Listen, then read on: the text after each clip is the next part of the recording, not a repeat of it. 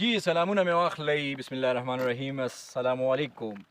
عبید ګمریانی یم د یو ښکلي مازدیګر سره. د کلي مازدیګر دی، یقینا چې نور خو په پرېوتو دی او دا زموږ د کلي وړوکي شان عراب دی، ناله ده وله ده.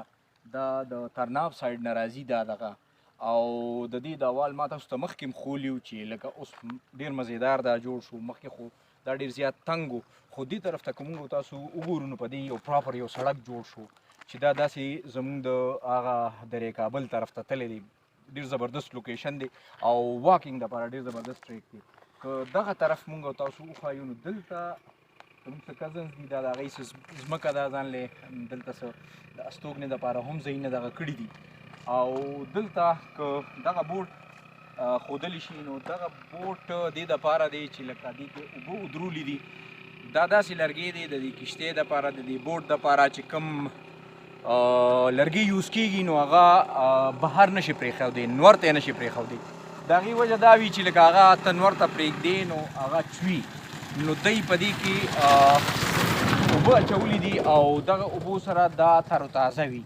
نو چې کله دا اوبه لکه ګرمیانو کې واورې ویلي شي او د کابل له سایډ نه دا اوبه راشي نو بیا دا ولم ډکه شي او دلته دا ولې هم ډکې شي نو دی دلته بیا د کبانو ښکار کوي.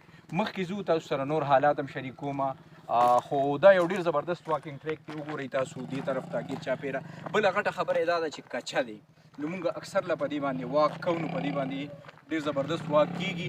که څوک خپل وزن کمول غواړي نو واک طرف ته متوجه شي. راځئ ما جي ملګرو ورسېدو تقریبا جګې ته نږدې یو او شړشم ایز یوزول د دې ښایست او دې سره د غندلو ساګ ډېر خلک دې نه دغه کېږي، دا انجای کوي. د هغې وجه دا وي چې دلته راځي او څوک هم دلته په ساګ باندې دغه نشته، منښت نشته چې یاره منې کېدل نشته چې یاره مه کوه ځان له ساګ، بلکې زمیندار د په خپله وایي چې راشه ځان له د غندلو ساګ یو سا.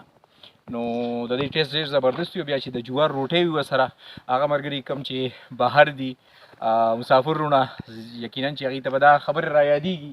نو د شړشمو د غندلو ساګ لکه دلته ډېر وافر مقدار باندې ډېر زبردست دلته پټي دي. په هغې کې مختلف ګرم ساګ هم وي، کینولا خلکو هم کرلې ده او ورسره د جمامې ساګ هم وي، ورسره پالک هم وي.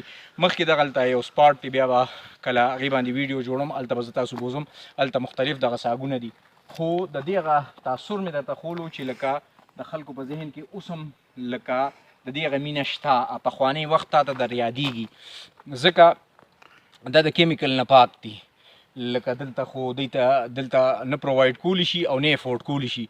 نو دا ځمکه چونکې ډېره زیاته زرخیزه ده، د هغې وجه دا وه چې دا دغې سیند نه دا ځمکه دا خاوره دوی راوچته کړې ده او دې خوا یې راوړې ده. نو د هغې وجه دا ده چې لکه دغه ډېره زیاته سربه ځمکه ده. په دې باندې زمیندار ملګري پوهېږي. نو دې سربې ځمکې چې دا ځل لا کم لکه دغه راټوکولي دي کم ګلونه او کم غنم، نو هغه ستاسو مخې ته دي. راځئ مخکې ځو نورې خبرې مخکې. جي ملګرو دا په دې ختل هم بعضې نیم ټیم ډېر ګران وي. داسې یو سپاټ ته راورسېدو چې ډېر بره د دې نه دې خوا که مونږ وښایو نو دا دریای کابل دی. دریای کابل ته باقاعده پروټکشن وال دی. د هغې وجه دا ده چې لکه د دې د اوبه ډېر تیزۍ سره بیا دې خوا راځي نو دا کلي ته بیا متاثره کېږي.